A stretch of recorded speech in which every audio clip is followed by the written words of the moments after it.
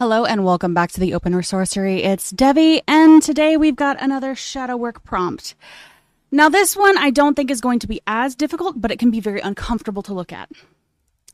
We're going to talk about attachments, both friendships and relationships, because shadow work and examining oneself isn't only looking at like the deepest, darkest, ugliest parts. It's also looking at the good parts, the parts that we cherish, that we love, that we appreciate, but making sure that the foundations are good, making sure it's coming from the right kind of place. So with this one, I want you pick a person. Okay, and I'm going to make it a person specifically because you can do this with a lot of different things. But today we're going to do a person. And I want you to examine the friendship with them, examine the relationship with them. And I want you to look at it. And I want you to kind of turn it over in your mind.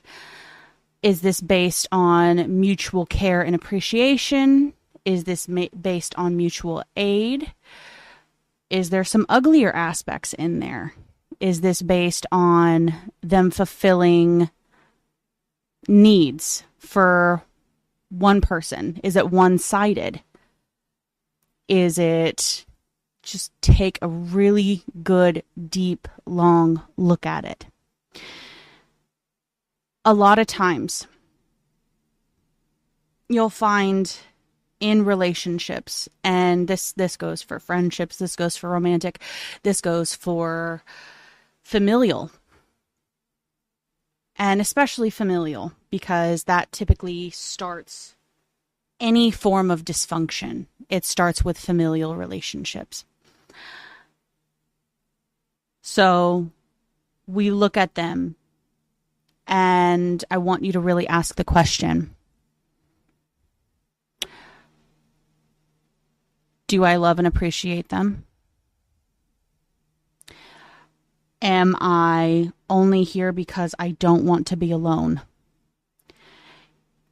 And that's a hard question to ask yourself, because a lot of relationships, they have their ups and downs. You have your good moments, you have your bad moments. But asking the question, am I only with somebody so that I don't have to be lonely? That's a hard one. That's a really hard one, because that requires a lot of self-reflection, but that's exactly what we're doing here. A lot of times that will come because of dysfunctional relationships that you witnessed in childhood. Maybe your parents hated each other, but they stuck together. Maybe they didn't stick together, and mom or dad bounced around from person to person to person to person, but they were never alone for an extended period of time. It's one of those patterns that you don't necessarily think of too often, but it can really deeply shape your whole life.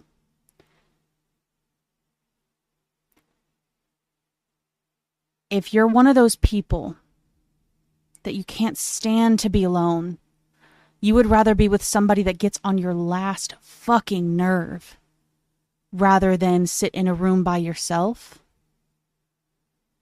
we need to examine that. Or conversely, if you are somebody who would prefer to be alone rather than be with somebody even that you love, that you appreciate, but you just want to be by yourself, that's also something to examine, because there's some kind of dysfunction. There's some kind of crack in the foundation of what you believe relationships are, what you believe relationships need to be, and what you are getting or not getting out of them. It may be a simple prompt just to look at the relationships. Take a look at it. What is it built on? Is it built on memories? You enjoying each other's time? Constantly go, go, go, go, go? Sure, filling a social need is fantastic. Humans are social creatures. I was going to say humanity, but the brain does things. But people, we're social creatures. As much as we do like to be alone from time to time, and being able to be alone with oneself is a necessity. Because if you are not comfortable being by yourself, you need to examine as to why that is. Is there a lack of trust in other people? Is there an expectation of hurt from other people? What is it that makes you not want to be around people? Or conversely, if you have to be around somebody constantly, the first thing on your mind when you wake up in the morning is, all right, what am I doing today? Who am I going to see? And you're just out the door, on the way, social butterfly, constantly, but never actually spending any time by yourself. I need you to examine that. I need you to examine that heavily. Because that's seeking validation outside of yourself for the most part, from what I have seen. And a lot of people that distract themselves with other people and activities and things of that nature in a consistent manner, there's a reason they don't like being alone.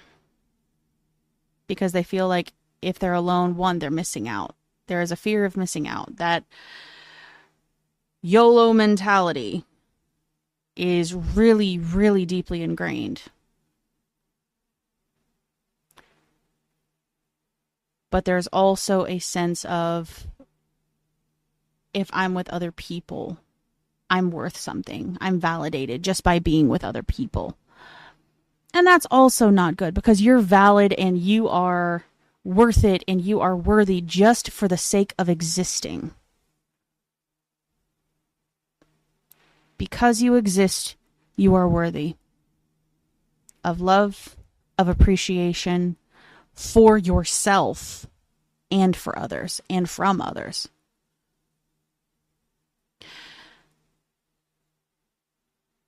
So it can be as simple or as complicated as you want it to be with this questioning of relationships. And I want you to really dig deep.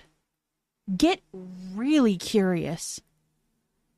Be immensely curious as to the inner workings of your own mind. Because the more you understand, the more you can stop those bad habits, the more you can steer yourself towards the good ones.